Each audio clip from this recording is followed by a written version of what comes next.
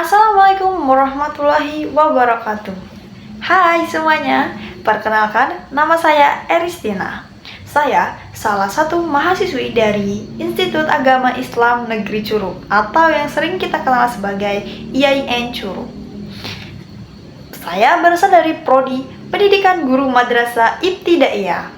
Saya mahasiswi semester 5. Di sini saya akan bercerita tentang kisah yang sangat menarik, yaitu kisah junjungan Nabi besar kita, Nabi Muhammad SAW.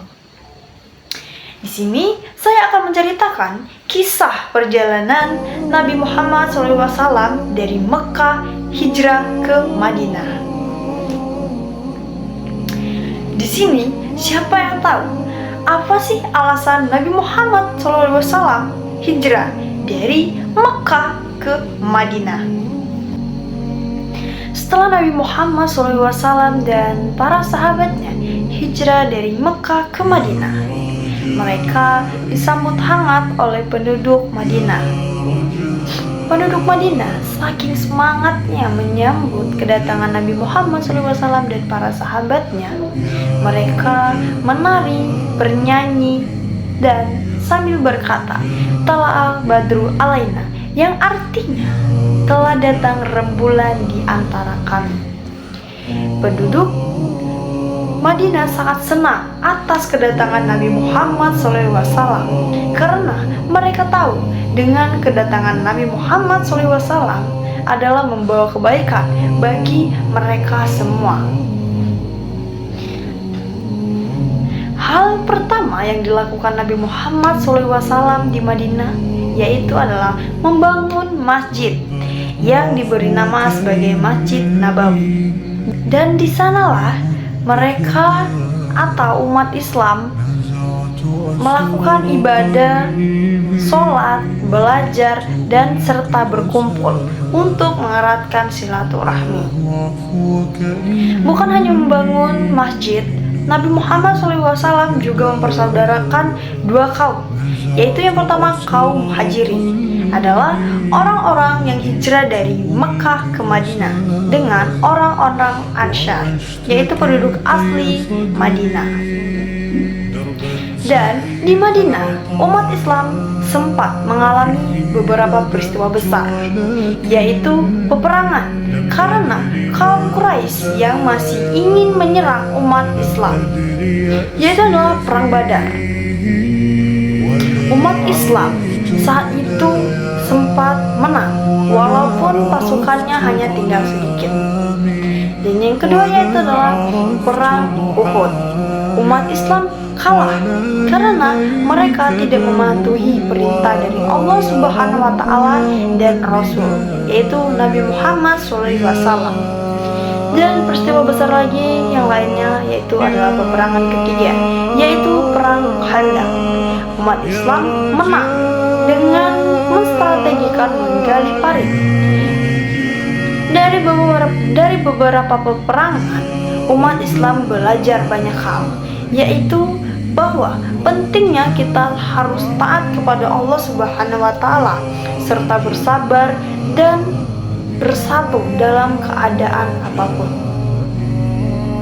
Setelah peperangan itu terjadi, agama Islam semakin kuat dan sebanyak orang-orang yang masuk agama Islam. Nabi Muhammad SAW juga menyebarkan surat-surat kepada raja-raja di luar negeri untuk memperkenalkan ajaran agama Islam. Setelah itu, banyak orang-orang yang masuk agama Islam dan seluruh jazirah Arab menjadi umat Islam yang taat kepada Allah Subhanahu wa Ta'ala. Setelah beberapa tahun Nabi Muhammad SAW hijrah dari Mekah ke Madinah, Nabi Muhammad SAW menjalankan atau menunaikan ibadah haji, yaitu tepatnya pada tahun ke-10 Nabi Muhammad SAW melaksanakan atau menunaikan haji wada, itu yang dikenal sebagai haji terakhir. Nabi Muhammad SAW menunaikan haji wadahnya.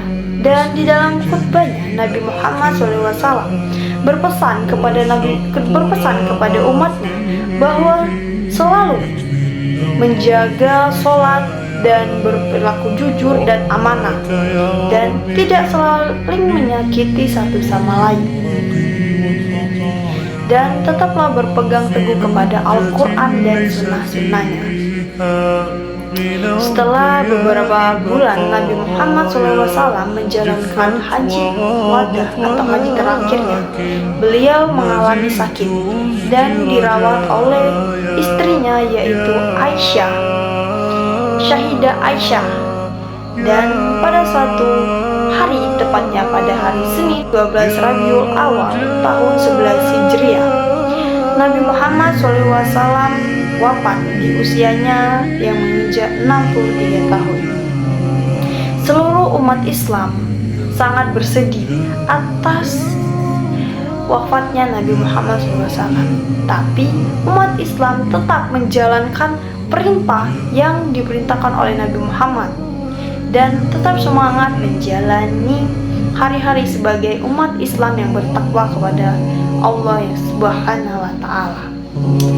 Baiklah, itulah cerita kita pada hari ini.